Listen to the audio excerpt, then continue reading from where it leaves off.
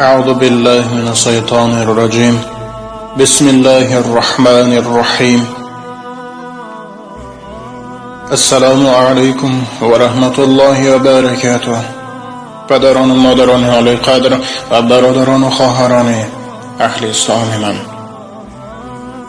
بنده با خواهش یک چند برادران و خواهران اهل اسلام امروز درباره دوست سخن میگویم. در این دنیا هیچ یک انسان بدون دوست زندگی کرده نمیتواند، یعنی زندگی او خوش نمیگذرد. البته الله تبارک و تعالی دوستی را میپذیرد، یعنی وقتی که مسلمان با برادر مسلمانش دوست و برادر میشود، این به الله تبارک و تعالی پسند است، به شرطی که اون دوستی از برای الله باشد. لیکن در این دور و زمانه بسیار شدن یک نمود دوستانی که در نزد تو دیگر سخن میگویند و در نزد دیگر کس در بابت تو سخنهای غلط میگویند، یعنی غیبت میکنند. ای برادر و یا خواهر اهل اسلامی که با کسب فتنه‌گری یعنی غیبت کنی مشغولی، به حرمت خداوند هوشیار باش. این را بین که الله تبارک و تعالی همه گناهایت را میبخشد، بجز غیبت کنی و حق مردم خوری و بی نمازی و استغفر الله از همه گناهی سخت شرک آوردن. پس به حرمت خداوند توبه کن و اون غیبت کنی و فتنه‌گری خود را امروز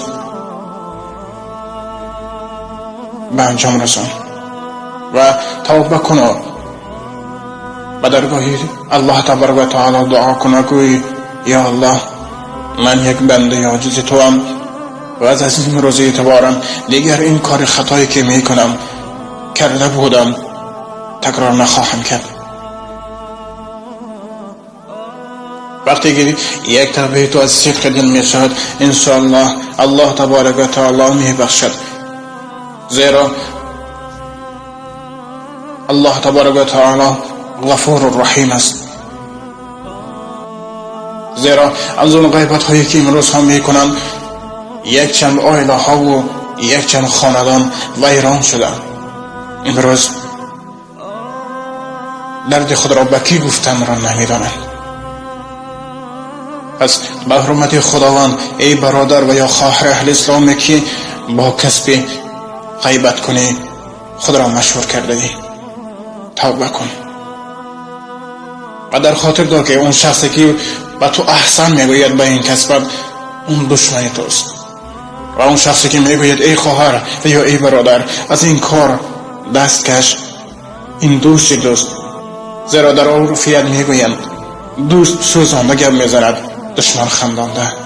یعنی اون کار خطاگی که تو میکنید، دشمن تو ای برادر این کار تو بهترین گویان تو را میخنداند و تو از این یک راحت میگیری. وقتی که دوست حقیقی تو برای تو یک مصلحت خوبی میدهد، تو از آن نفرتت زیاد میشد.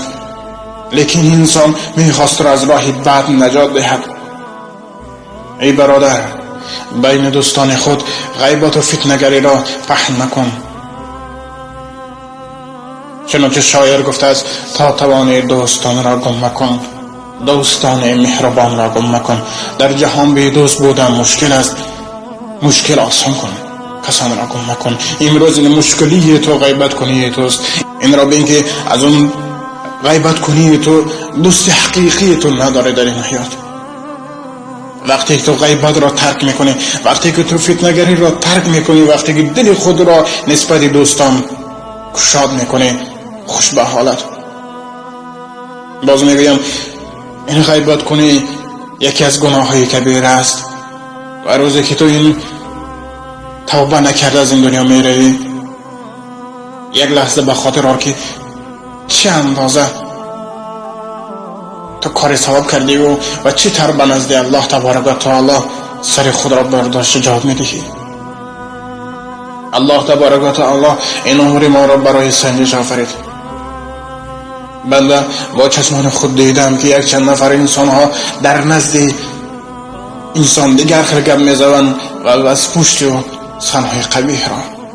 اگر یکان خطاگی دو سردار دیدی رو به نزدش گوی ای برادر من خطاگی تو را دیدم و خطاگی تو این است، لیکن در نزد دیگران اون را پهن مکن.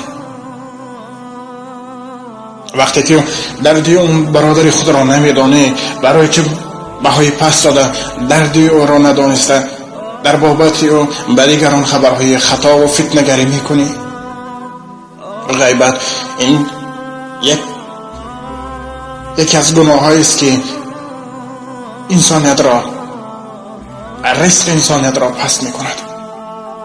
به حرمت خداوند ای برادر و خواهر اسلامی که تا این دم با کسب غیبت کنی مشغول بودی، این کسب لعنت زده خود را ترک کن و با دوستان خود و با برادران خود با مهر و عاقبت باش. البته در این دنیا ما همه گناهکاریم، لیکن الله تبارک و تعالی میگوید که اگر بنده من توبه کند من میبخشمش.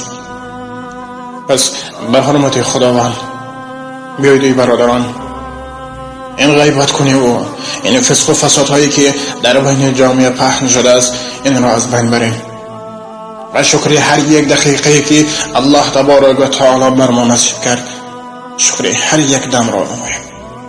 وقتی که به سر دوست یک تشویش آمد و را ترک میکنی و یک وقتی که یک خرسنده شد، یعنی یک مال دنیا را به دست آورد برای که به نزد او دویده میایی،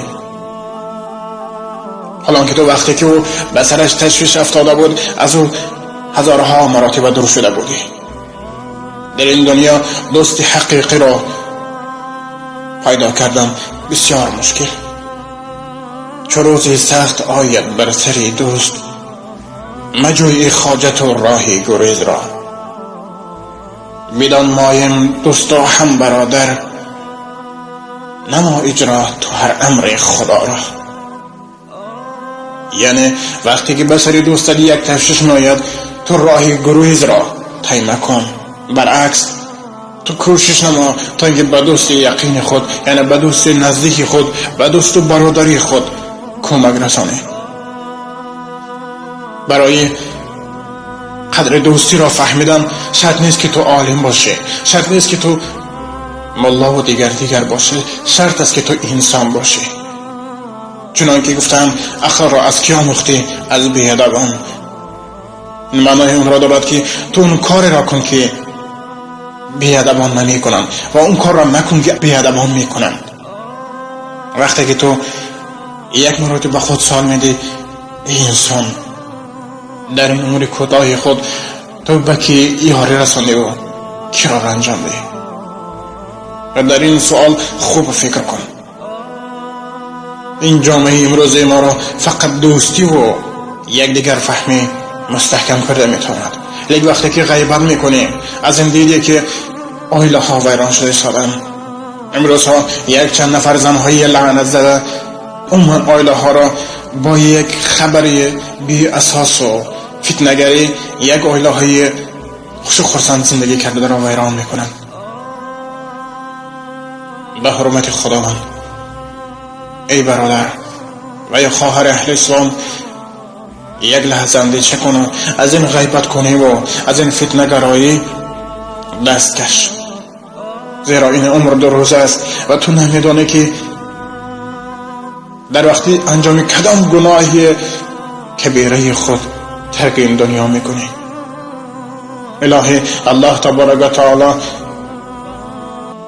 بعد شنیدن هر یک نصیحت هم بر شما و هم بر خود گوینده یعنی کمینه عمل کردن را نصیب روزی گرداند. و آخر الدعوانا الحمد لله رب العالمین. السلام علیکم و رحمت الله و برکاته.